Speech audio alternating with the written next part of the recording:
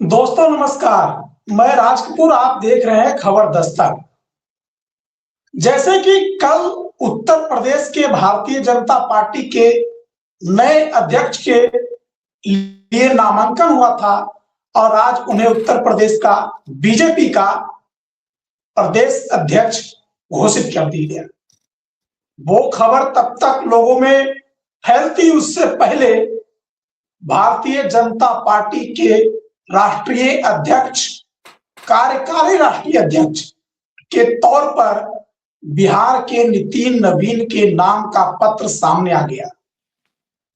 कई लोग जो महीनों से भारतीय जनता पार्टी का राष्ट्रीय अध्यक्ष कौन होगा इस बारे में अटकलें लगा रहे थे, वो अटकलें लगाते रह गए।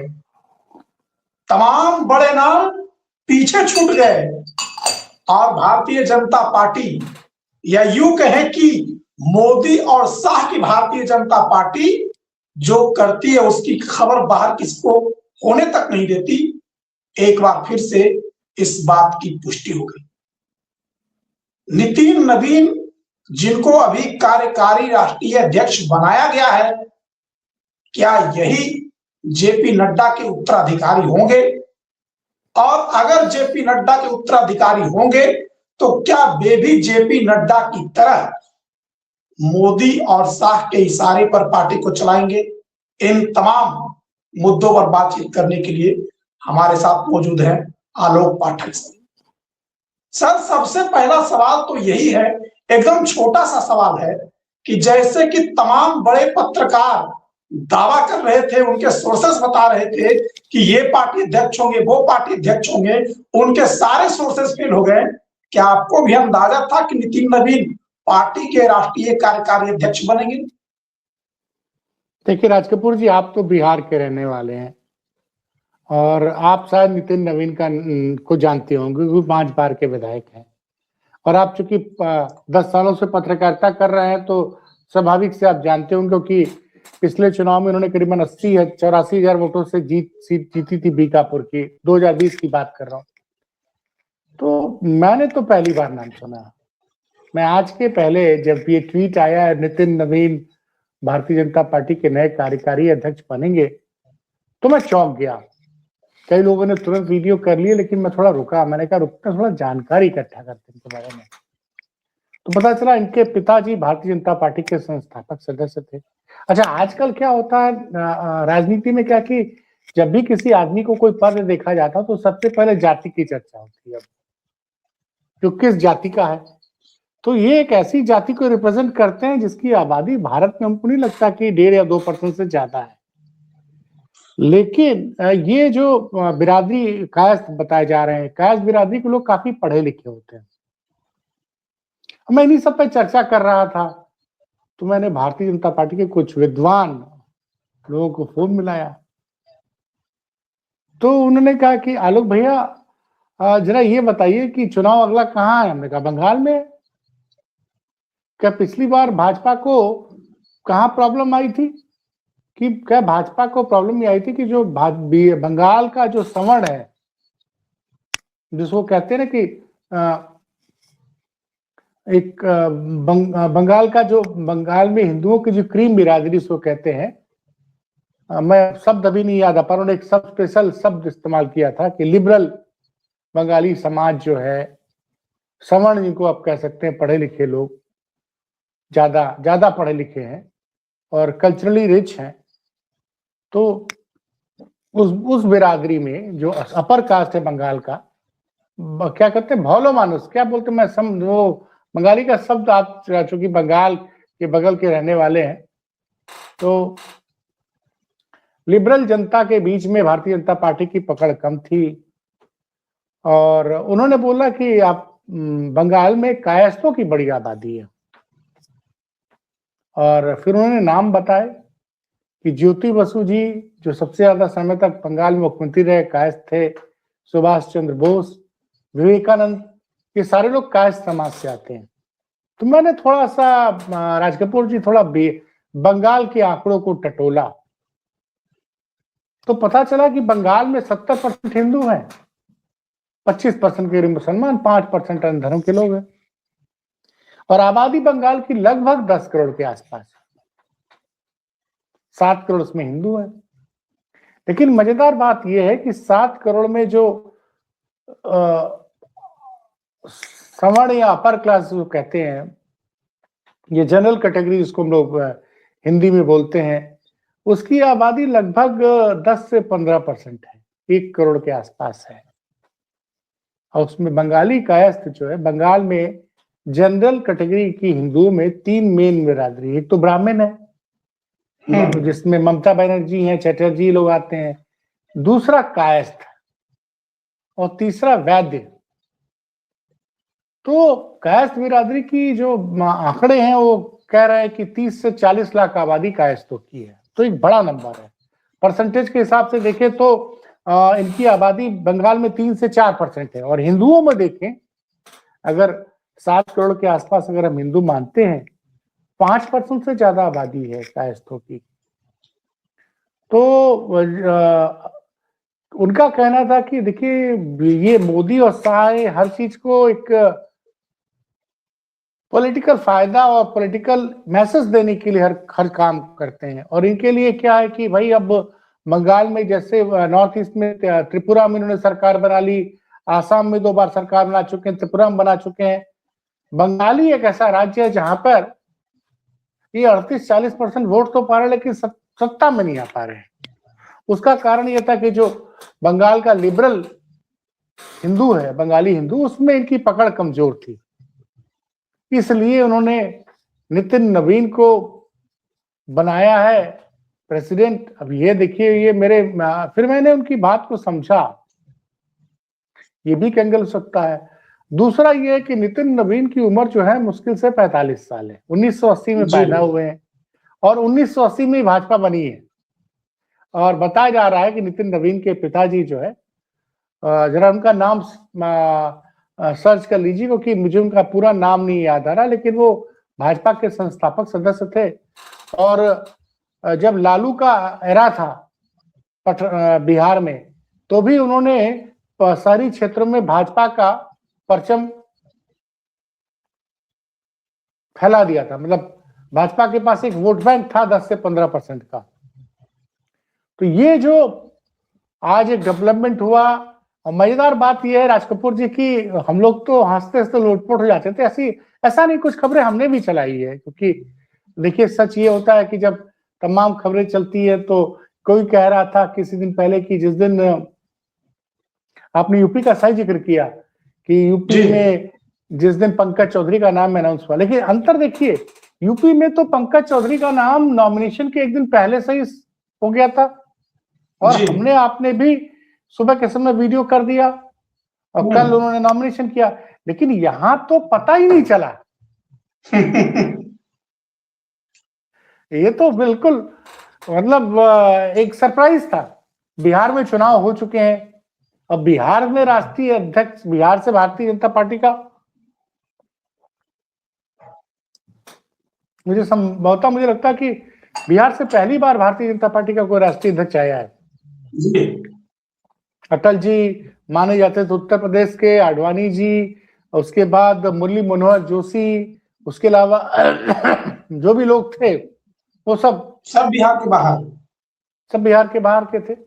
राजनाथ तो सिंह सर आप क्या ये कहना चाह रहे हैं कि जो पश्चिम बंगाल विधानसभा चुनाव होने वाले हैं उसी के मद्देनजर नितिन नवीन का नाम आया? देखिए, मैंने जिस सज्जन से बात किया वो बीजेपी के मतलब पढ़े लिखे सज्जन है, नेता हैं, और आज के नहीं है, वो पिछले 35-40 सालों के साथ विद्यार्थी परिषद के दिनों से भारतीय जनता पार्टी से जुड़े हुए हैं। तो उनकी बात को मैं हल्के में नहीं ले सकता हूं।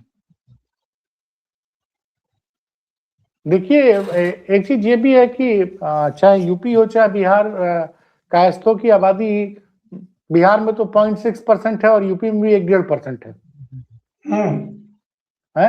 एक जमाने में अब आप सोचिए कि जहां पे रविशंकर प्रसाद का नाम आता हो या यशवंत सिन्हा, ठीक है आज भाजपा छोड़ के चले गए हैं, लेकिन एक जमाने में भाजपा में उनकी अच्छी पकड़ थी। बीजेपी के लिए बंगाल जीतना बहुत जरूरी है और कहीं ना कहीं बंगाल के मद्देनजर ही नितिन नवीन को चुना गया है और बड़ा सरप्राइजिंग रहा है।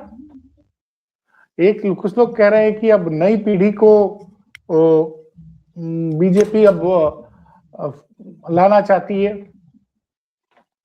राष्ट्रीय नेतृत्व में नई पीढ़ी को आगे करना चाहती है।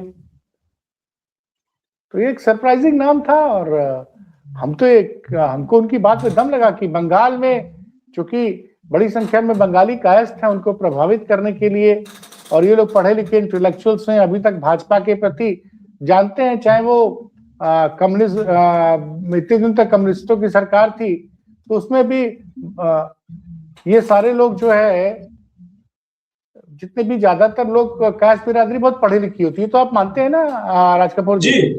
ये तो सब लोग मानते हैं सर। भाई अंग्रेजी शिक्षा को सबसे पहले कायस्थों ने अपनाया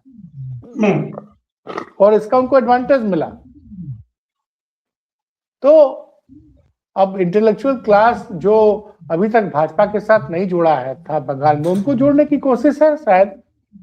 अब ये मेरा आकलन है, सही गलत मैं नहीं जानता हूं, लेकिन आप सोचिए कि क्या क्या खबरें चल रही थी। कुछ लोग कह रहे थे कि संजय जोशी का अध्यक्ष बनना तय है। मतलब सबसे सरप्राइजिंग नाम कि संजय जोशी का नाम कुछ लोग चला रहे थे।